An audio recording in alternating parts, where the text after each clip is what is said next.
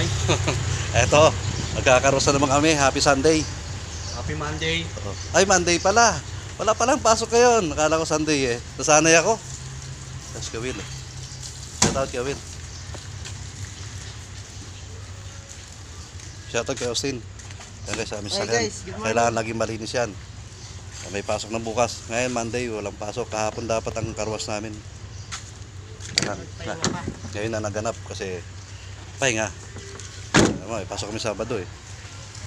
Ngayon na kayo maglilinis. Ayun, at na maaga si Austin at maaga niya nalinis to. Ayun na yan, gawin.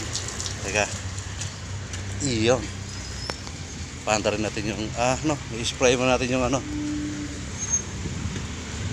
yung brum big bike ni boss. Isprayhan natin ng para di daw kakalawangin. Ayan ang ating spray. Ano lang, ito spray natin yung kadena.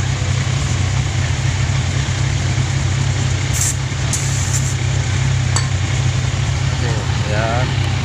Kasi minsan yung pagka na-stuck yung ating mga motor naman posibleng kakalawangin pag hindi talaga ginagalaw. Ayan naman natin. I-spray natin. Ating spray.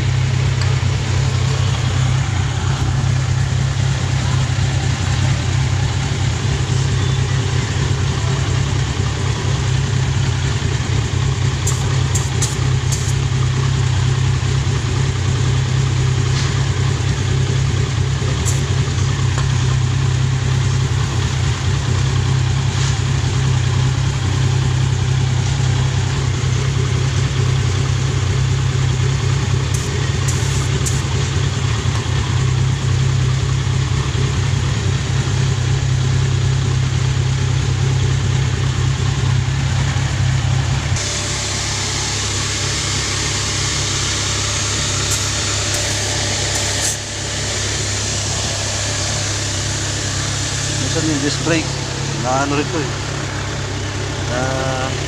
nakalawang din.